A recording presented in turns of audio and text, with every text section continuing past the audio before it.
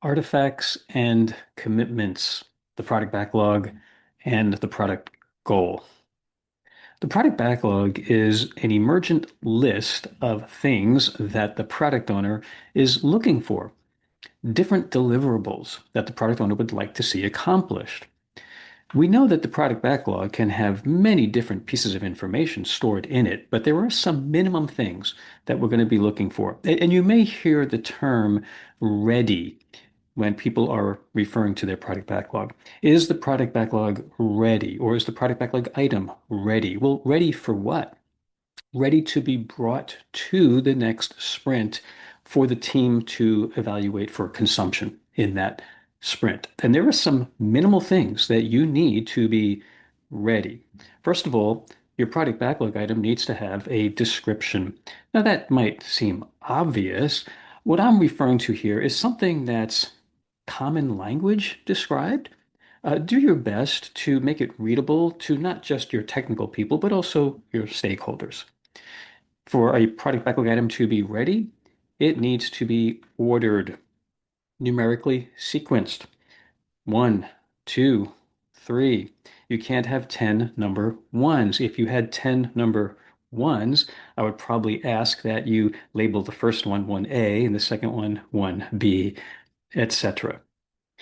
The third expectation of a ready product backlog is there needs to be some form of estimate for the product backlog items.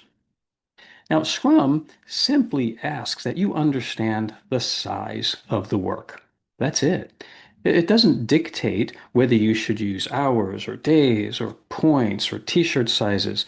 We'll have another session just to talk about different estimation techniques. But as a lightweight framework, Scrum expects you simply understand the size.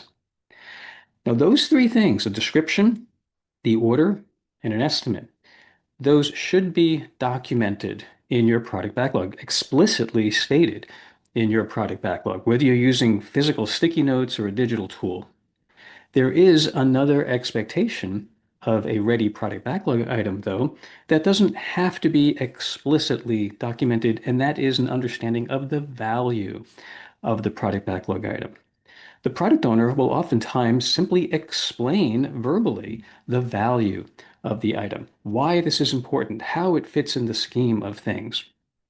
Now, over time, teams have understood there is a benefit to documenting the value, and we often see that show up in user stories, where the user story has a defined expectation. Don't just tell us who the primary user is and what they want, but tell us why it's important to them.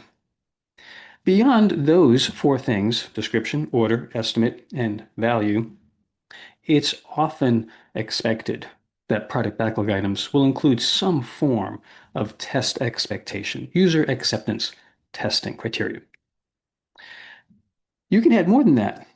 Some organizations will expect there'll be another column for risk assessment. Some teams will have a column that has to do with dependencies, other calculations that have to do with return on investment.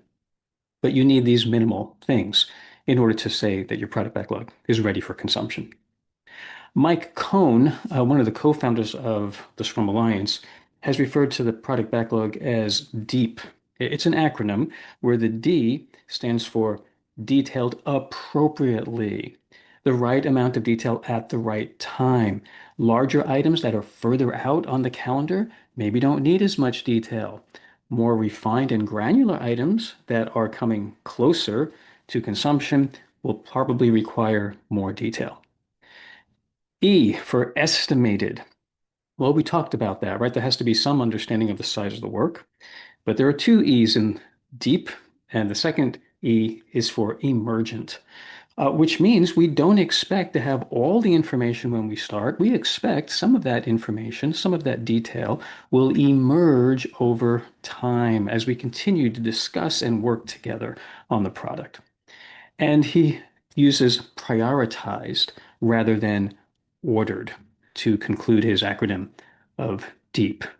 Now, you do not need a complete product backlog with all the work for the next year in order to proceed. Many teams will have just enough product backlog for the next 1, 2, 3, sprints, maybe enough for a quarter worth of sprints, but this is going to be very organizationally and product dependent. Now, the product backlog has an associated commitment. Every artifact in the Scrum framework has an associated commitment. The associated commitment for the product backlog is the product goal. The product goal is an overarching objective.